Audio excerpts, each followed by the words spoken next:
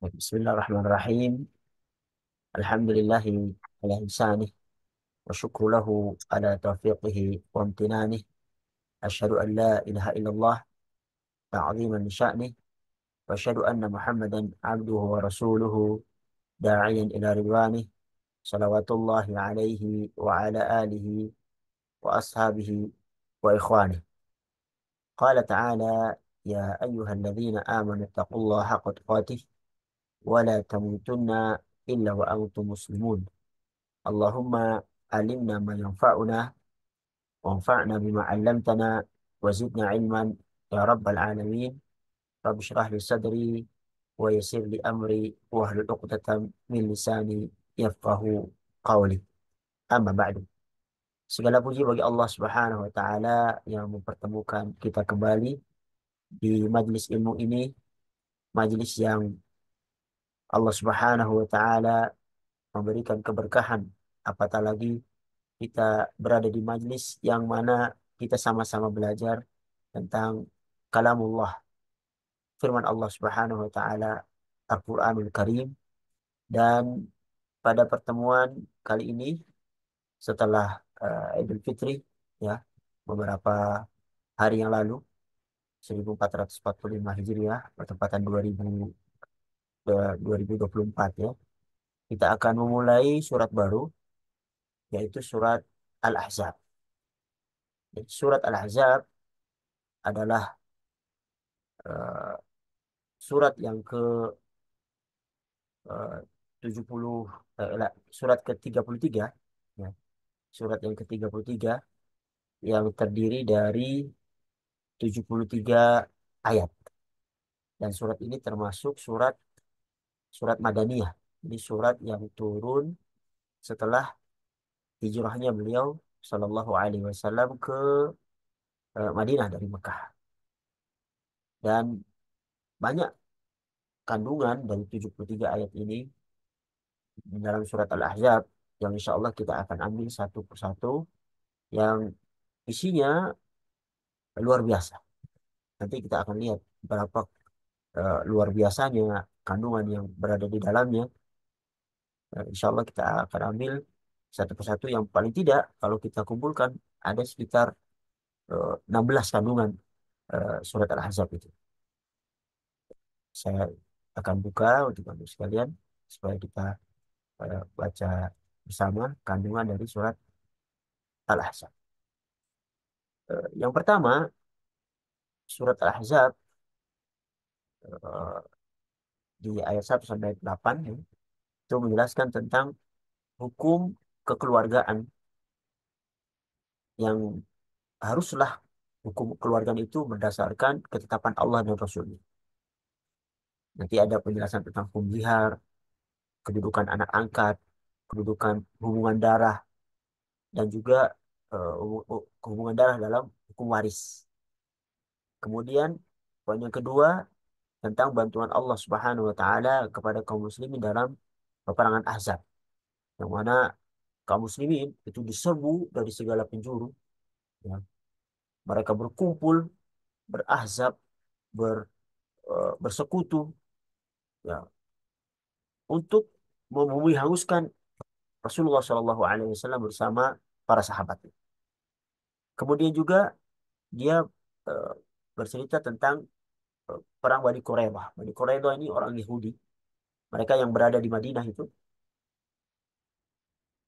Bani Quraidah yang seharusnya mereka berpegang teguh terhadap piagam Madinah yang telah disepakati, tapi ternyata pada perang Ahzab mereka ingkar. Bahkan hendak memukul kaum muslimin dari belakang. Dan mereka berada di belakang kaum muslimin. Kaum muslimin sedang menghadapi pasukan kaum Quraisy dan bala tentaranya dan seluruh kabilah-kabilah yang ada bersatu untuk menghancurkan Nabi. Tapi ternyata di belakang Bani Quraidah eh, beringkar daripada janji kesepakatan dengan Rasulullah SAW. Kemudian tentang ketentuan Allah Subhanahu wa taala terhadap istri-istri Nabi. Yang kelima, tentang sifat-sifat orang mukmin dan kewajiban mereka terhadap Rasul Shallallahu Alaihi Wasallam. Yang keenam, nanti berbicara tentang hukum anak angkat. Bahasanya anak angkat itu tidak seperti anak kandung. Nanti akan kita jelaskan secara rinci pada ayat yang akan kita ambil. Kemudian keharusan mengingat Allah Subhanahu wa taala.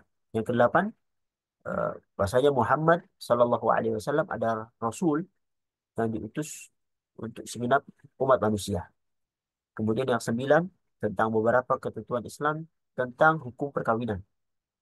Kemudian yang sepuluh, tentang adab dan sopan santun dalam rumah tangga Nabi.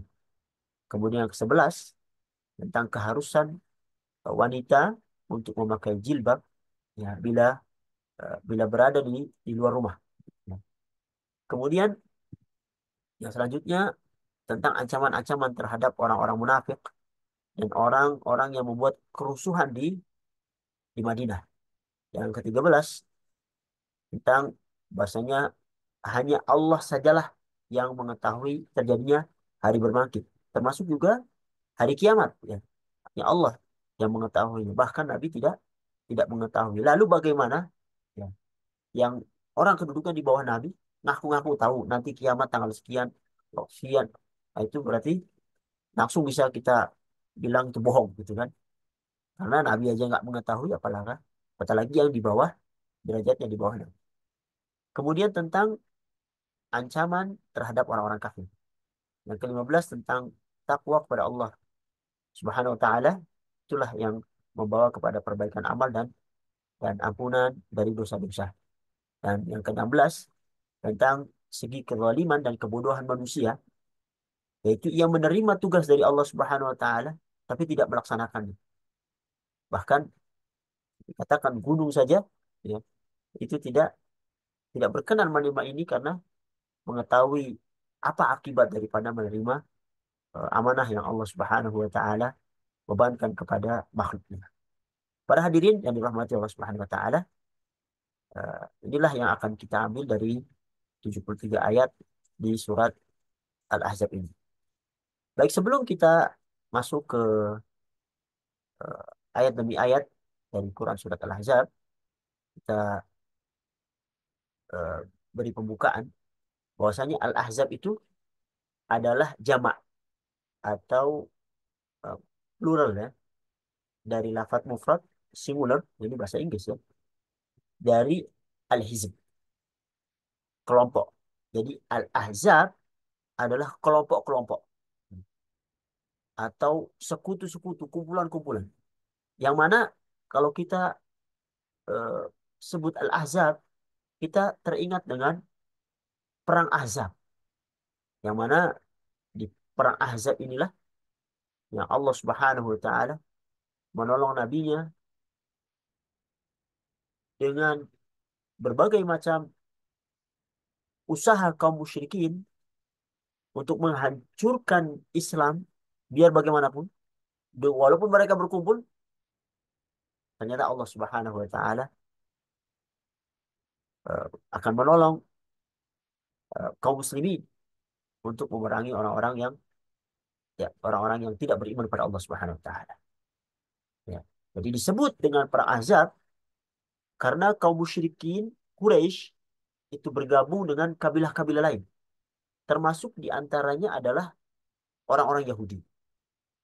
Jadi eh, kelompok-kelompok ini mereka bersatu padu menyerang di satu waktu menuju Madinah Al-Munawwarah yang jumlahnya luar biasa, hampir 10.000 pasukan. Di surat Al-Ahzab ini turun di saat perang itu terjadi, jadi di Madinah pada tahun 5 Hijriah. Dan jumlah yang ada di surat ini ada 73 ayat. Surat Al-Ahzab tidak memiliki nama lain selain Al-Ahzab, sebagaimana disebutkan dalam sebuah riwayat dari Zaid bin Quraish. Bahasanya dia berkata, Ubay bin Ka'ab radhiyallahu anhu berkata kepadanya, "Ka'ayyin ta'ud atau ka'ayyin taqra'u surat Al-Ahzab." Ini kelihatan ya kepada antum sekalian ya, wordnya ya. Tampak ya. Berapa ayat engkau menghitung atau membaca surat Al-Ahzab? Qultu, aku berkata, 73 ayat, 73 ayat. Qal, aqad, apakah cukup segitu? Laqad ra'aituha wa innaha lata'dilu surat Al-Baqarah. Sungguh aku melihatnya mirip dengan surat Al-Baqarah. Wa inna fiha, dan di antara yang ada di surat Al-Ahzab itu, dengan Allah, asy-syaikhu wa syaikhatu idza zanaya farjumuha albattah. Nakala minallah wallahu azizun hakim. Lelaki dan wanita jika keduanya melakukan zina, farjumuha, maka rajamlah keduanya. Sebagai hukuman dari Allah, nah Allah Maha Perkasa dan Maha Bijak. Farufi'a fima rufi'a. Kemudian ayat tersebut itu diangkat, dinasakh, ya, oleh Allah Subhanahu wa taala sama dengan ayat-ayat yang lainnya. Jadi pada surat Al-Ahzab yang kita lihat sekarang ini, eh, pada zaman Nabi Muhammad SAW itu banyak, bahkan hampir seperti surat Al-Baqarah panjangnya. Kemudian dimansuh, ya, dihapus atas kehendak Allah Subhanahu wa taala, sebagaimana di Quran surat Al-Baqarah yang 106, "Ma nansakh min ayatin aw nunsiha na'ti bi khairi minha aw mithliha. Alam ta'lam anna Allah ala kulli syai'in qadir." Ayat yang kami batalkan atau kami hilangkan dari ingatan, pasti kami ganti dengan yang lebih baik atau yang sebanding dengannya. Tidaklah kamu tahu bahwasanya Allah Maha Kuasa atas segala sesuatu. Jadi di antara ayat-ayat pada surat Al-Ahzab yang dimansuh, ya, yang dihapus, adalah ayat yang menjelaskan tentang hukum rajam. Asy-syaikhu wa syaikhatu idza zanaya farjumuha battah. Lelaki dan perempuan jika berzina maka rajamlah. Jadi ayat ini memang secara lafaz itu sudah tidak dibaca atau sudah mansuh, tetapi hukumnya tetap tetap berlaku. Secara garis besar dari 16 yang kita ambil tadi berkenaan dengan kandungan ayat, kandungan surat Al-Ahzab, ada 3 poin besar tentang topik daripada surat Al-Ahzab.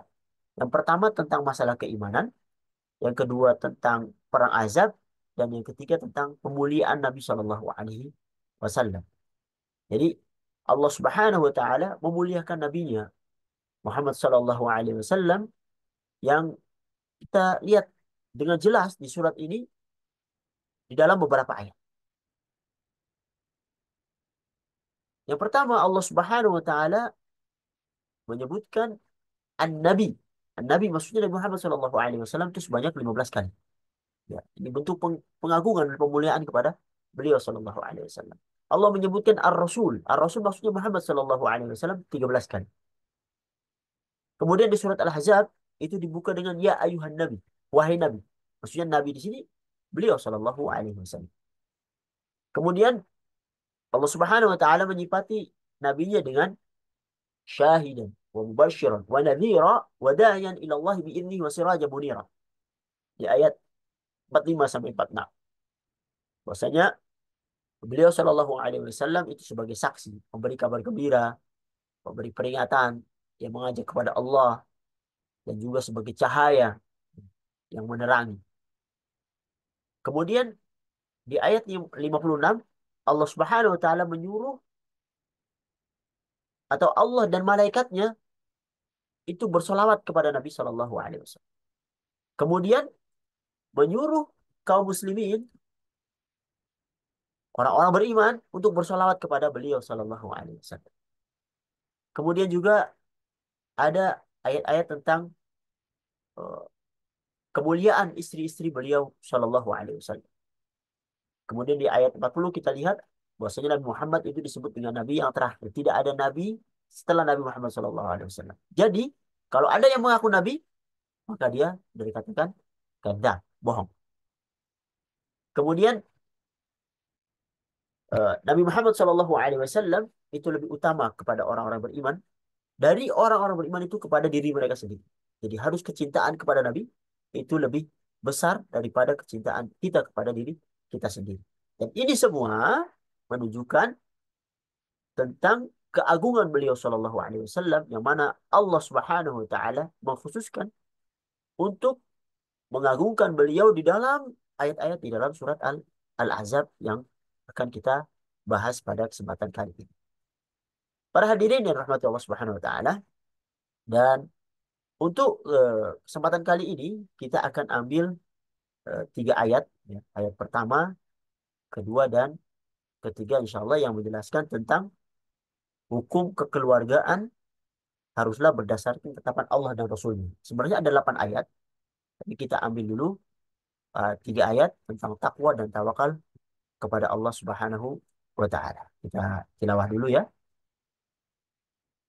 A'udzu billahi minasy syaithanir rajim. Bismillahirrahmanirrahim.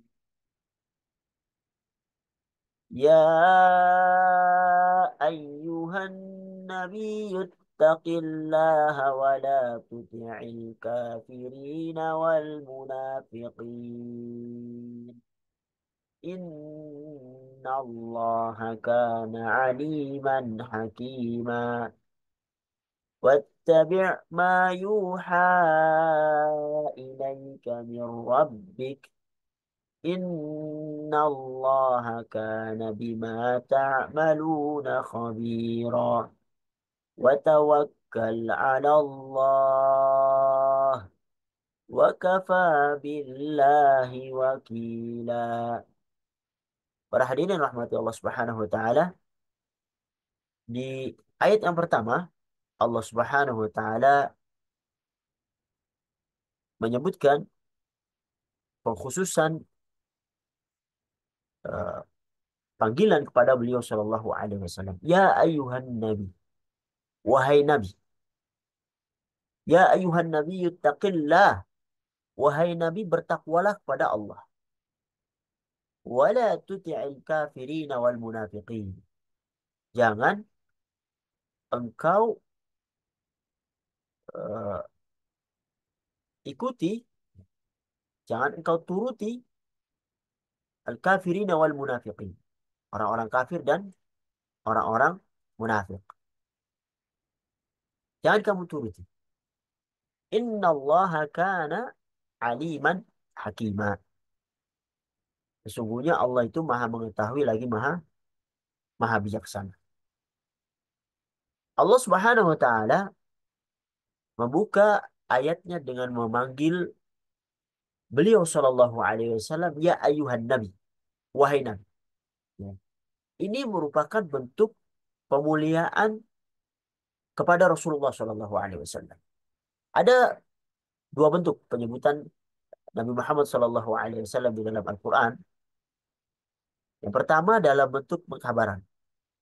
Terkadang Allah Subhanahu Wa Taala menyebutkan Nabi dan Rasul atau nama beliau yaitu Muhammad sebagaimana yang disebutkan di dalam Quran surat Ali Imran misalnya 144, wa ma Muhammadun illa rasulun qad khalat min qablihi rusul.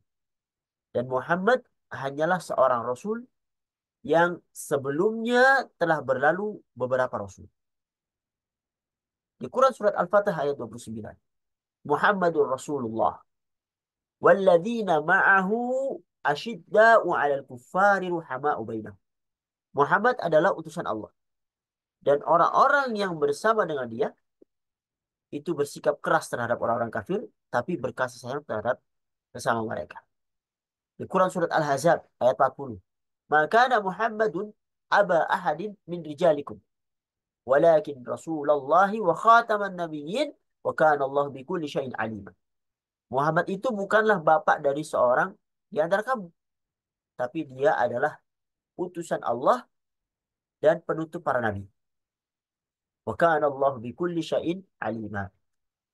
Dan Allah Maha mengetahui atas segala sesuatu.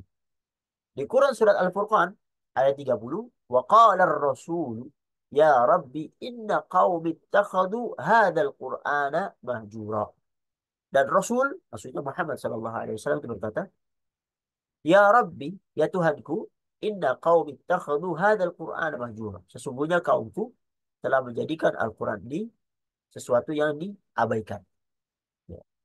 Jadi dalam hal ini Allah menyebutkan beliau Sallallahu Alaihi Wasallam dengan Nabi atau dengan Rasul. Yang kedua dalam bentuk panggilan. Jadi dalam bentuk panggilan ini Allah Subhanahu Wa Taala tidak pernah menyebutkan nama Nabi Sallallahu Alaihi Wasallam dan tidak seperti nabi-nabi yang lain. Ya. Contohnya di surat ini, di ayat yang pertama ini, ya ayuhan nabi taqillah. Wahai nabi bertakwalah kepada Allah. Allah tidak memanggil beliau dengan nama Muhammad. Adapun nabi-nabi yang lain, ya, Allah Subhanahu wa taala memanggil dengan nama mereka. Memanggil dengan nama mereka. Seperti di firman Allah Subhanahu wa taala di Quran surat Al-Baqarah ayat 35, wa qulna ya Adam, wa qulna ya Adam uskun anta wa zaujukal jannah. Dan kami berfirman, wahai Adam, tinggallah engkau dengan istrimu itu di dalam surga.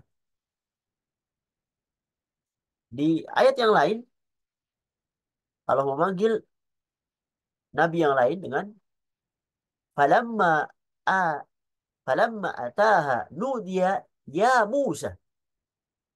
Maka ketika dia mendatanginya ke tempat api itu, dia dipanggil, wahai Musa. Yang di Quran surat Thaha ayat 11. Jadi sebut nama nama Nabi Musa. Nama Nabi Nuh. Wa qala ya Nuh. Allah berfirman, wahai Nuh, innahu laisa min ahlik, innahu amalun ghairu salih. Sesungguhnya dia bukan, maksudnya anakmu itu bukan termasuk keluargamu karena perbuatannya itu tidak baik. Quran surat Hud ayat 46. Nabi Daud, ya Daud, inna ja'alnaka khalifatan fil ardh. Allah berfirman, ya Daud, wahai Daud, sesungguhnya engkau itu kami jadikan khalifah, penguasa di muka bumi ini. Quran surat Sad ayat 26. Idh qala Allah ya Isa, inni mutawaffika wa rafi'uka ilayya. Ingatlah ketika Allah berfirman, wahai Isa, aku mengambilmu dan mengangkatmu kepadaku. Quran surat Al-Imran ayat 55. Jadi ketika Allah memanggil para nabi, Allah Subhanahu wa taala memanggil nama mereka kecuali Nabi Muhammad sallallahu alaihi wasallam. Allah panggil beliau sallallahu alaihi wasallam dalam Al-Qur'an dengan ya ayuhan nabi, wahai nabi, ya ayuhan rasul, wahai rasul. Ini menunjukkan bahwasanya Allah Subhanahu wa taala memanggil beliau secara langsung dengan gelar nabi dan rasul. Subhanallah yang telah disandang beliau sallallahu alaihi wasallam. Ittaqillah, bertakwalah kepada Allah. Ini masalah ini. Nabi disuruh bertakwa. Apakah Nabi Muhammad itu tidak bertakwa? Nah, ini pertanyaan yang mungkin eh, susah ya untuk dijawab bagi yang tidak mengetahui celahnya untuk menjawab. Tentu saja Nabi bertakwa. Secara dohirnya disuruh bertakwa maka dia tidak bertakwa. Tidak. Tentu saja Nabi bertakwa. Bahkan Nabi adalah hamba Allah yang paling bertakwa. Ama wallahi inni la atqakum lillah wa akhsyakum lah. Demi Allah, sesungguhnya aku ini orang yang paling bertakwa, paling takut kepada Allah. Nah, terus untuk apa Allah memerintahkan beliau Shallallahu Alaihi Wasallam untuk bertakwa? Al-Imam Ibnu Qayyim menjelaskan bahwasanya Nabi Muhammad Shallallahu Alaihi Wasallam ya telah bertakwa kepada Allah Subhanahu Wa Taala dan beliau diperintahkan untuk bertakwa lagi. Maksudnya apa? Adalah agar beliau istiqamah di dalam ketakwaan, bertahan di dalam ketakwaan. Ya, itu yang poin pertama. Ada sebagian ulama yang lain mengatakan bahwasanya maksudnya adalah agar Nabi menambah ketakwaannya. Ya, dari ketakwaan yang telah ada ditambah dengan amalan-amalan yang lainnya. Seperti misalnya perintah Allah kepada kaum muslimin, kepada kaum mukminin di dalam Al-Quran surat An-Nisa ayat 136. Ya ayyuhalladzina amanu, wahai orang yang beriman, aminu billahi wa rasulihi wal kitabil ladzi nazzala ala rasulihi wal kitabil ladzi anzala min qabl. Wahai orang-orang yang beriman, tetaplah beriman kepada Allah. Jadi orang beriman, tetaplah beriman kepada Allah dan Rasulnya, dan kepada kitab, yaitu yang diturunkan kepada Rasulnya, itu Al-Quran, serta kitab yang diturunkan sebelumnya. Wa man yakfur billah wa malaikatihi wa kutubihi wa rusulihi wal yawmil akhir faqad dhalla dhalalan ba'ida. Barang siapa ingkar kepada Allah, ingkar kepada malaikat-malaikatnya, ingkar kepada kitab-kitabnya, pada rasul-rasulnya, dan hari kemudian masuk, maka sungguh ia telah tersesat dengan kesesatan yang sangat sangat jauh. Jadi dalam ayat ini Allah memerintahkan orang-orang beriman itu untuk beriman lagi. Maksudnya adalah istiqamah eh, di atas keimanan, atau tambahkanlah keimanan kepada, tambahkanlah keimanan kalian, karena kalian telah memiliki sifat keimanan. Sama sepertinya kita eh, di dalam sholat ya, 17 kali paling tidak kita mengucapkannya ihdinas siratal mustaqim di surat Al-Fatihah ayat 6. Tunjukilah kami dari jalan yang lurus. Bukankah agama Islam ini merupakan agama yang lurus? Ya. Terus kenapa orang-orang beriman itu selalu berdoa, ihdinas siratal mustaqim, ihdinas siratal mustaqim? Apakah mereka tersesat? Tentu tidak. Artinya mereka sudah berada di atas kebenaran, dan mereka meminta kepada Allah agar diberikan petunjuk kepada jalan yang lurus, agar Allah senantiasa memberikan keistiqomahan kepada mereka. Meminta untuk ditambahkan hidayah dari hidayah yang telah ada kepada mereka. Oleh karena oleh karenanya, jika seorang telah memiliki suatu sifat ketakwaan, kemudian diperintahkan untuk selalu minta untuk menjalankan sifat tersebut, maka hal itu memberikan arti bahwa dia diperintahkan untuk bertahan, untuk istiqamah, atau diperintahkan untuk melakukan amalan kebaikan agar ketakwaan itu bertambah.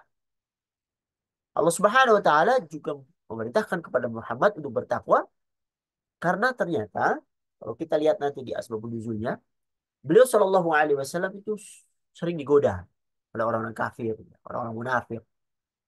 Sehingga perintah tersebut memberikan arti agar beliau Shallallahu alaihi wasallam bersabar, ya, bersabar dari godaan yang ditemui beliau Shallallahu alaihi wasallam di dalam dakwahnya baik dari orang kafir ataupun dari orang munafik. Wala tuti'il kafirina wal munafiqin. Nah, di sini terlihat.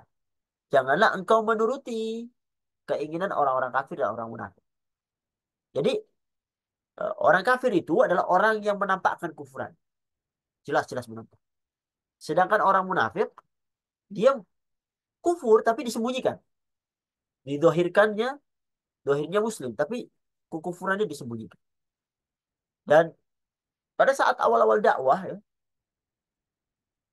ataupun setelahnya ya, setelah sampai sampai akhir beliau Shallallahu alaihi wasallam sering datang itu godaan-godaan kepada beliau Shallallahu alaihi wasallam. Mereka memiliki ide-ide ya, menawarkan ide-ide, menawarkan hal-hal yang membuat hati tergoda untuk meninggalkan dakwahnya. Banyak ide-ide yang mereka tawarkan, baik dari sebuah usulan agar majelis beliau itu tidak ada orang-orang miskin. Kalau seandainya mereka, Rasulullah mau meninggalkan orang-orang miskin yang beriman kepada beliau, maka orang-orang kafir munafik akan beriman kepada beliau. Karena notabene mereka menganggap diri mereka itu kaya. Tidak pantas untuk duduk dengan bersama orang-orang kafir, orang-orang miskin. Ada juga yang datang kepada beliau Shallallahu alaihi wasallam agar tidak mencela sembahan mereka.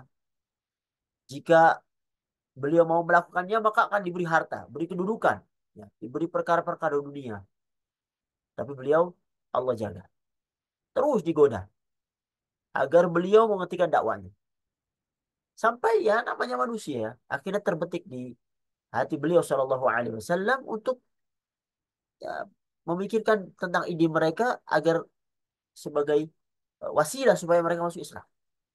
Namun Allah Subhanahu wa taala membimbing beliau sallallahu alaihi wasallam, bahkan di ayat ini wala tuti'il kafirina wal munafiqin. Jangan sekali-kali mengikuti orang-orang kafir dan orang-orang munafik. Jadi hukum asalnya orang-orang beriman itu tidak meminta pendapat kepada orang-orang kafir dan orang-orang munafik dalam urusan agama. Jadi di dalam masalah akhirat, jadi sebagai orang-orang yang beriman, kita tidak perlu bermusyawarah dengan orang kafir, dengan orang munafik. Kita tidak perlu meminta penjelasan-penjelasan mereka atau ide-ide kuat filsafat mereka untuk menjadikan kita yakin bahwasanya Allah itu ada, untuk akhirat itu ada. Jadi Islam ini telah lengkap. Cukuplah kita mengambil Islam dari orang-orang yang dekat pada Allah Subhanahu wa taala.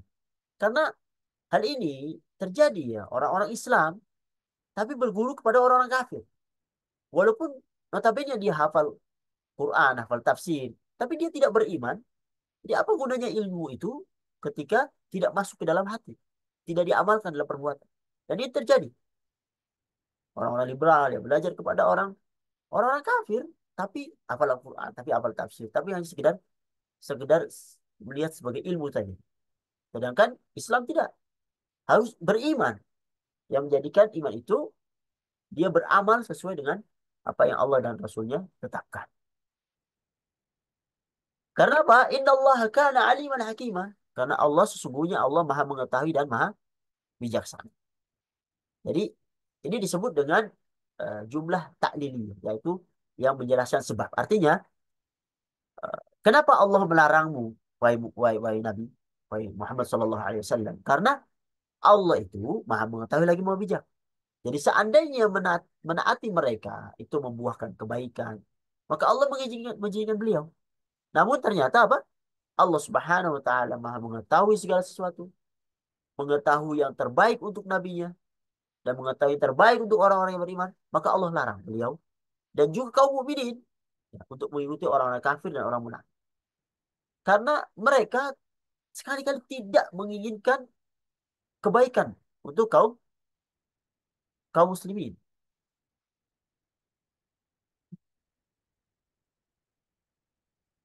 Tidak ada suaranya, Pak. Ada suaranya? Ya.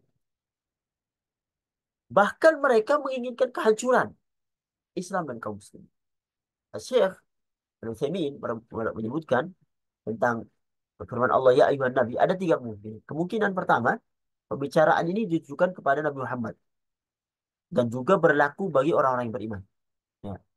Contohnya misalnya firman Allah ya ayuhan nabi idza talaqtumun nisa fatalliquhunna li'iddatihinna wa ahsul iddah. Wahai nabi, apabila kamu itu menceraikan istrimu, maka hendaknya kamu ceraikan mereka pada waktu mereka menghadapi iddah yang wajar dan hitunglah waktu iddah itu. Wa ahsul iddah. Jadi eh, di sini Allah Subhanahu wa taala membuka ayatnya menyebutkan Nabi Muhammad SAW, tapi maksudnya di dalamnya adalah orang-orang yang beriman. Atau kemungkinan kedua, pembicaraan ini khusus Nabi Muhammad kepada beliau SAW. Seperti di Quran surat At-Tahrim ayat 1, Ya ayuhan nabiyyu lima tuharrimu ma ahlallahu lak tabtaghi mardata azwajik wallahu ghafurur rahim. Wahai Nabi, mengapa engkau itu mengharamkan apa yang dihalalkan Allah? Mengapa? Engkau ingin menyenangkan hati-hati istrimu, sedangkan Allah Maha Pengampun lagi Maha Penyayang. Dan ini khusus kepada beliau SAW. Atau kemungkinan ketiga, ditujukan kepada Nabi Muhammad, namun tidak ada indikasi bahwa ini adalah khusus bagi Nabi. Contohnya di firman ini, Ya ayuhan Nabi, ittaqillah. Wahai Nabi, bertakwalah kepada Allah. Jadi hukum asal konteks seperti ini adalah bahwasanya ada perintah untuk Nabi SAW, tapi juga berlaku kepada seluruh orang-orang yang beriman karena pada asalnya Nabi adalah teladan bagi kaum kaum muslimin. Para hadirin yang dirahmati Allah Subhanahu wa taala, kita masuk ke ayat yang kedua. Wattabi' ma yuha ilaik wattabi' ma yuha ilaika min rabbik innallaha kana bima ta'maluna khabira. Dan ikutilah apa yang diwahyukan Tuhan kepadamu, sesungguhnya Allah itu Maha mengetahui apa yang kamu kerjakan. Sini terjadi khilaf di antara ulama tentang maksud pada permulaan ayat uh, ittabi', ini berbentuk mufrad, ya, berbentuk tunggal, tunggal yang ditujukan kepada Nabi Shallallahu Alaihi Wasallam, sedangkan di akhir ayat bima ta'maluna khabira, dengan bentuk jamak, bentuk plural. Sebagian ulama berpendapat bahwasanya khitab caraan ini ditujukan kepada Nabi Muhammad Shallallahu Alaihi Wasallam, tetapi Allah Subhanahu Wa Taala tetap menggunakan lafaz jamak sebagai bentuk pengagungan dan penghormatan kepada beliau Shallallahu Alaihi Wasallam. Ini disebutkan oleh uh, beberapa ulama. Dan ini menjadi hal yang biasa ya dalam bahasa Arab. Sebagaimana misalnya orang memanggil temannya dengan uh, sebutan antum, kalian. Padahal yang dituju itu satu orang. Tentu ini dibolehkan sebagai bentuk penghormatan. Bahkan dibolehkan juga menggunakan antum, kalian, jika ditujukan kepada wanita. Contohnya misalnya ketika Rasulullah turun dari Gua Hira menuju rumahnya dalam keadaan gemetar. Setelah sampai rumah, dia bertemu dengan istrinya, Khadijah radhiyallahu anha. Kemudian beliau bersabda, "Zammiluni, zammiluni." Selimuti aku, selimuti aku. Dengan menggunakan jamak, zammiluni. Seolah-olah banyak ini. Padahal yang menyelimuti adalah istri beliau, Shallallahu Alaihi Wasallam. Kemudian juga perkataan beliau kepada Aisyah radhiyallahu anha pada saat hadithul ifk. Kaifa fikum? Bagaimana kondisimu? Padahal kum itu untuk nanti orang kedua lelaki jamak. Termasuk diantaranya adalah ketika seorang berkata tentang saya, tetapi dia menyebutkan kami. Itu Rasulullah menggunakan bentuk jamak. Dan ini termasuk uslub yang banyak digunakan dalam bahasa Arab. Jadi uslub seperti ini itu banyak kita temui di dalam Al-Quran. Penyebutan kami, tapi yang dimaksud adalah tunggal, yaitu Allah Subhanahu wa Ta'ala, dan ini sebagai bentuk pengagungan. Wa tawakkal 'ala Allah wa kafa billahi wakila. Dan bertawakallah kepada Allah, dan cukuplah Allah sebagai pemelihara. Allah Subhanahu wa Ta'ala melarang Nabi Muhammad Shallallahu Alaihi Wasallam untuk mengikuti orang kafir yang munafik. Allah mengetahui apa yang dilakukan hamba-hambanya, sehingga apa? Kita harus bertakwa kepada Allah Subhanahu Wa Ta'ala. Jangan takut. Jangan takut untuk tidak mendapatkan eh, apa namanya, hal-hal yang kita tidak, yang kita inginkan ketika kita meninggalkan orang kafir dan munafik. Tenang saja. Ketika engkau bertawakal kepada Allah Subhanahu Wa Ta'ala, menggantungkan kepada Allah Subhanahu Wa Ta'ala, kemudian mengambil sebab, insya Allah. Allah katakan di sini, wa kafa billahi wakil. Allah yang akan menjaga kalian. Allah yang akan menjaga kalian dari hal-hal yang bisa mencelakai diri kalian. Oleh karenanya, kita lihat orang-orang yang bertawakal itu orang yang paling kuat. Karena apa? Karena dia bersandar kepada zat yang maha kuat, Allah Subhanahu wa Ta'ala. Oleh karenanya, para hadirin rahmatullah subhanahu wa ta'ala, eh, tiga ayat ini menjelaskan kepada kita tentang takwa dan juga tawakal itu bisa mendatangkan kita kepada pemeliharaan Allah dan kepada hal-hal yang Allah Subhanahu wa Ta'ala ridhai. Karenanya kita berdoa kepada Allah Subhanahu wa Ta'ala, mudah-mudahan kita diberi ketakwaan sebagai perintah, sebagaimana perintah Allah kepada nabinya, juga perintah kepada kita. Dan yang pada ayat yang ketiga ditutup dengan perintah untuk tawakal pada Allah, karena dengan tawakal seorang akan mendapatkan pemeliharaan dari Allah Subhanahu wa Ta'ala. Inilah yang bisa kami sampaikan pada kesempatan kali ini, tiga ayat dari Quran surat Al-Ahzab. Insyaallah kan Bang, kita akan lanjutkan lagi berkenaan dengan eh, hukum zihar, ya. Hukum zihar dan kedudukan anak angkat di dalam Islam. Mudah-mudahan yang sedikit ini bermanfaat bagi kami dan juga ikhwas sekalian. Hada wa sallallahu alaihi Muhammad wa ala alihi wa sahbihi ajma'in.